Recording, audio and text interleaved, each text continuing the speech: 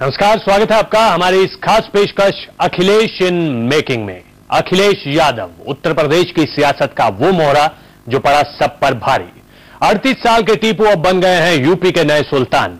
अखिलेश यादव ने बतौर यूपी के मुख्यमंत्री के रूप में आज शपथ ले ली है। देश के सबसे बड़े राज्य यूपी के मुख्यमंत्री अखिलेश की ओर जब यूपी की करोड़ों जनता उम्मीद से निहार रही है, तब सफाई से सिडनी, फिर वापस सफाई और अब सत्ता की कमान संभाले अखिलेश पर देश भर की नजरें भी टिकी हैं। अखिलेश का सियासी सफर मेहनत और लगन का नतीजा है। यूपी में सियासी संग्राम में उनकी जीत उनकी बेजोड़ रणनीतियों का फलसफा है, लेकिन सत्ता संभालने के साथ ही उनके आगे कई चुनौतियां भी खड़ी हैं। अथवा अप्रत्यक्ष रूप से संसूचित या प्रकट नहीं करूं।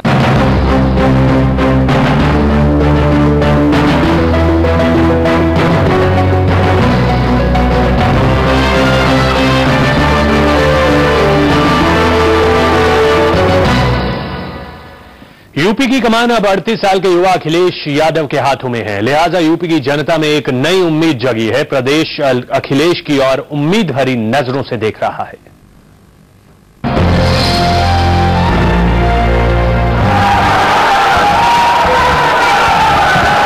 मुख्यमंत्री पद के रूप में मैं अपने कर्तव्यों के संबंध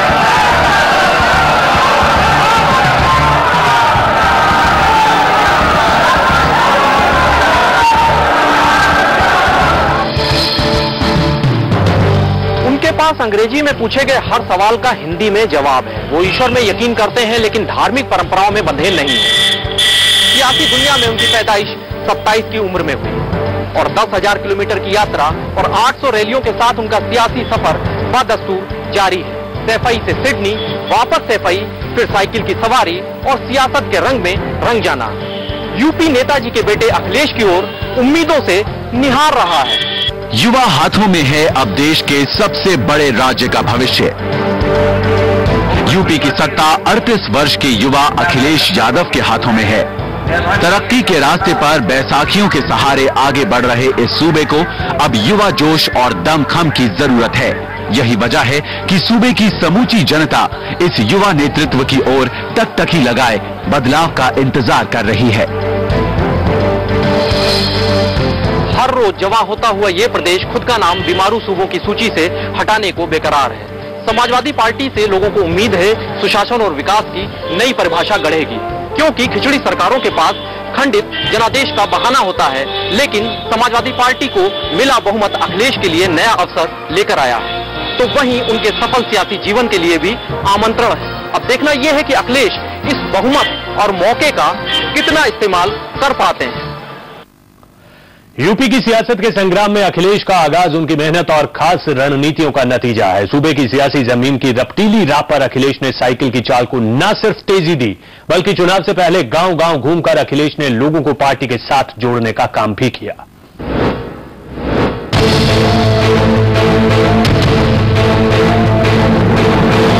दो 2011 में यूपी में चुनावी शंखनाद गूंजा।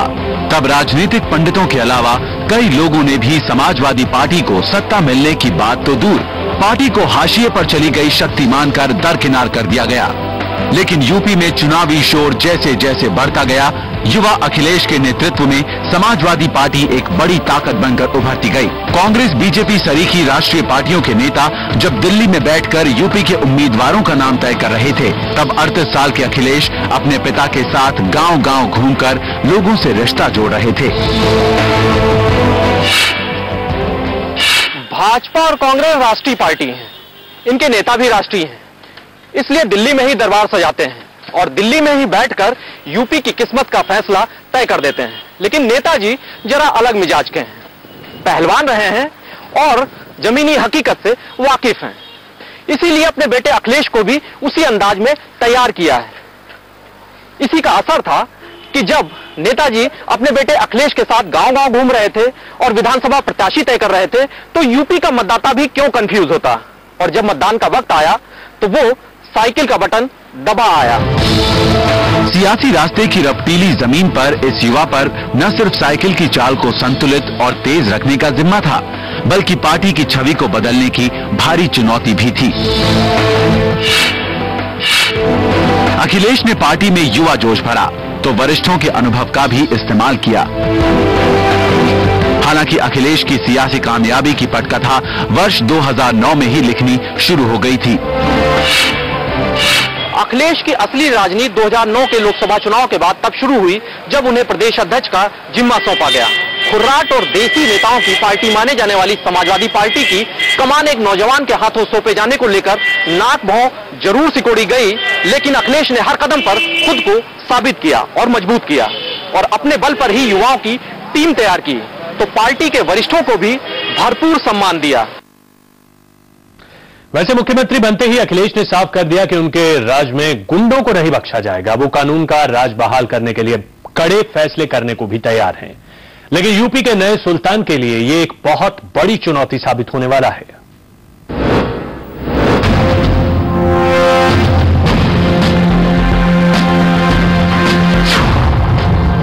प्रचंड बहुमत के साथ यूपी की सत्ता हासिल कर चुकी समाजवादी पार्टी के सामने सूबे के लोगों से किए गए वादों की बड़ी चुनौती होगी। चुनाव के दौरान जनता से किए गए वादों को निभाने के लिए न केवल अरबों रुपए की दरकार होगी, बल्कि कानून व्यवस्था को बनाए रखने और भ्रष्टाचार पर अंकुश लगाने के लिए कड़े फैसले भी लेने होंगे। टीपू को यूपी का निजाम ऐसे ही हासिल नहीं हुआ है। उन्होंने देश के सबसे बड़े सियासी घराने के युवराज को सियासत के संग्राम में धूल चटाकर ये सल्तनत हासिल की है। लेकिन एक बड़ी मुश्किल है, वो जिस समाजवादी पार्टी की सरकार के मुखिया हैं, उसकी छवि हमेशा सवालों के घेरे में रही है। समाजवादी पार्टी का नाम सामने आते ही लोगों के जहन में जो तस्वीर उभरती है, उसमें कोई दबंग या बाहुबली साइकिल की सवारी कर रहा होता है। हालांकि अखिलेश इस हकीकत से वाकिफ हैं। यही वजह थी कि मुलायम सिंह यादव और आजम खां की लाख कोशिशों के बावजूद बाहुबली डीपी यादव साइकिल की सवारी नहीं कर पाए। लेकिन गुंडा पार्टी की इस इमेज से उभरना आसान नहीं है, क्योंकि अखिलेश ने अभी सत्ता की बागडोर नहीं संभाली थी, शपथ नहीं ली थी कि यूपी की सड़कों पर समाजवादी पार्टी के दबंग तानाशाहों सरीखा व्यवहार करने लगे। जी हां, कानून का राज बहाल करना उत्तर प्रदेश में ये तो बड़ी चुनौती है ही। एक और बड़ी चुनौती अखिलेश का इंतजार कर रही है, राज्य का खाली खजाना। तो फिर कैसे पूरे होंगे मैनिफेस्टो में किए वादे, ये आपको बताएंगे एक छोटे से ब्रेक के बाद।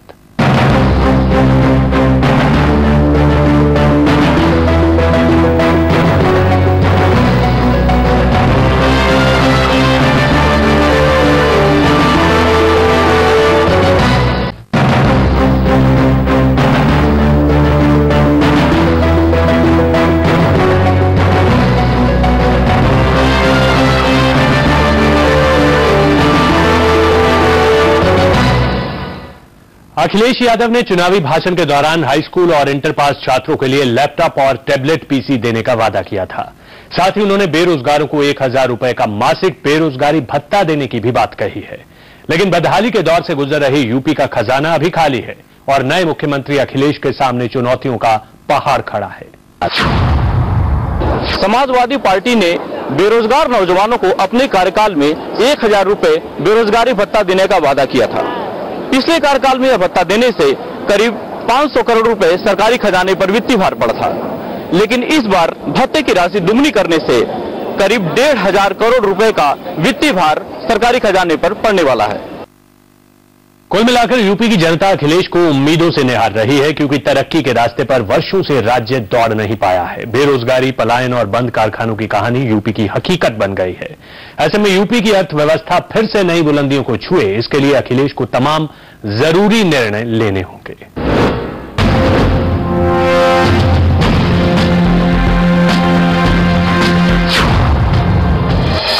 यूपी के नए सुल्तान अखिलेश को विरासत में सूबे की बदहाल अर्थव्यवस्था मिली है। राज्य पर पहले से ही 2500 करोड़ रुपए से भी अधिक का कर्ज है।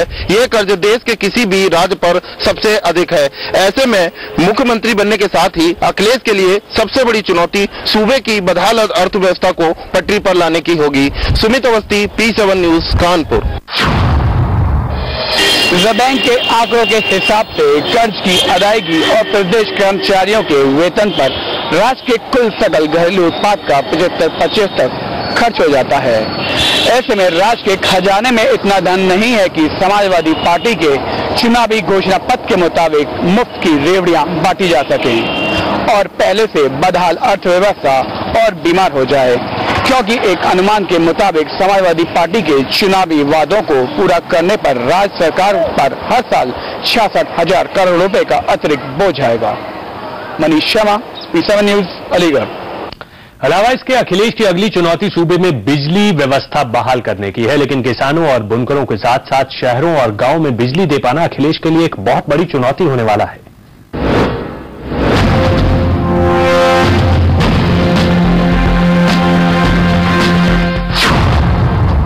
समाजवादी पार्टी ने अपने घोषणा पत्र में गांव के लिए 20 घंटे तो शहरों के लिए 22 घंटे बिजली देने का वायदा किया है, तो वहीं किसानों और बुनकरों को भी मुफ्त में बिजली देने की बात भी कही गई है। अभी सूबे में बिजली के उत्पादन और उपलब्धता की जो स्थिति है, उसके तहत शहरों में 16 से 18 घंटे तो गांव में औसतन 9 घंटे बिजली ही आ पा रही है। एक बिजली घर को बनाने में 4 साल का वक्त अमूमन लगता है।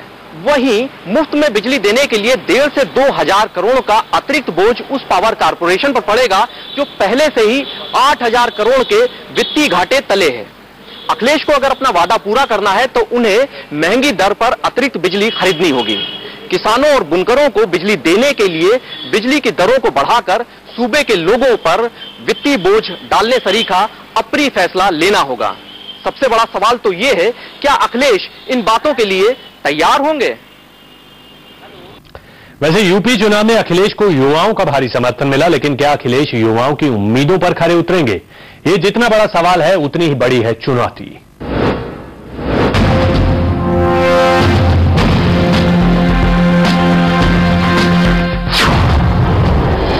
यूपी चुनाव के 6 महीने पहले ही अखिलेश क्रांति रथ लेकर यूपी में निकल पड़े थे और इसे अखिलेश की मेहनत का नतीजा ही कहें कि वो पार्टी को सत्ता में लाने में कामयाब भी रहे और युवा वोटरों को लुभाने में भी खासे लोकप्रिय रहे। लेकिन उनकी अब असली चुनौती इन युवा वोटरों के विश्वास को बनाए रखने की होगी, उन्हें नई योजनाओं के जरिए रोजगार देने की होगी और यदि अखिलेश इस मामले में सफल रहे तो ये उनके लिए एक बड़ी कामयाबी के तौर पर देखा जाएगा।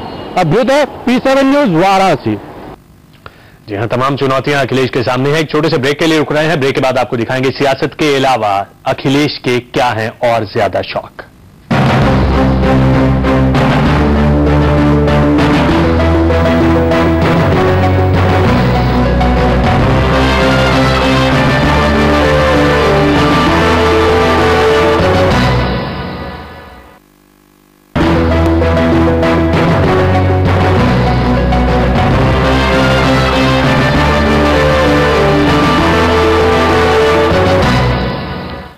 अखिलेश यादव यूपी के सबसे युवा मुख्यमंत्री हैं। इटावा के सेंट मेरी स्कूल से अखिलेश की शुरुआती शिक्षा शुरू हुई और यहीं अखिलेश के मन में फुटबॉल और क्रिकेट के प्रति दीवानगी भी जागी।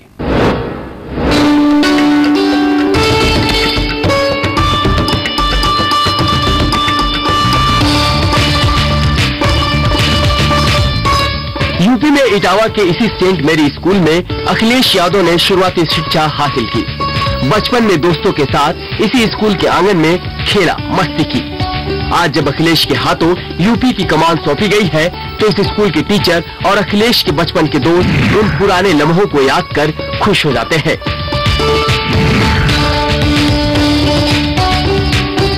वैसे तो अखिलेश का इस स्कूल से महज 3 सालों का नाता रहा।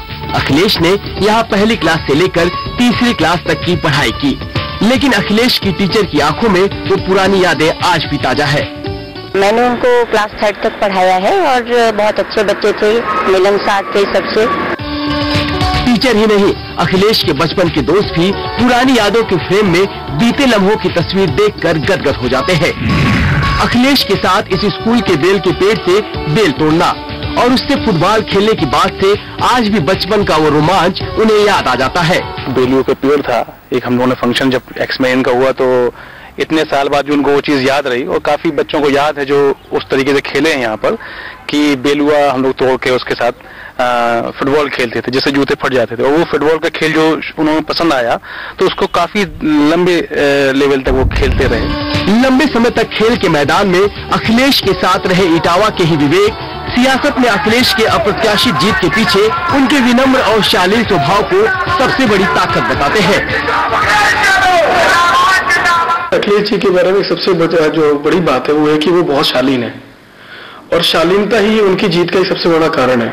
युवाओं के साथ रहते हैं, युवाओं की बात को समझते हैं, समस्याओं को जानते हैं और संघर्ष को जानते हैं, क्या क्या उनकी समस्याएं हैं। दो राय नहीं कि फुटबॉल और क्रिकेट में दिलचस्पी रखने वाले अखिलेश ने सियासत में अपने विरोधियों को अपनी रणनीति में समय समय पर छकाया है और मौका आने पर सियासी गोल दागने में भी पीछे नहीं रहे।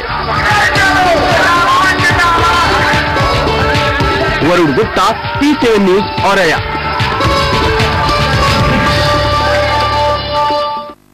अड़तीस साल के अखिलेश की शादी रमेश चंद्र सिंह रावत और चंपा रावत की बेटी डिंपल के साथ 1999 में हुई। रिश्ता बना तो सियासी सफर में डिंपल ने भी अखिलेश का खूब साथ निभाया।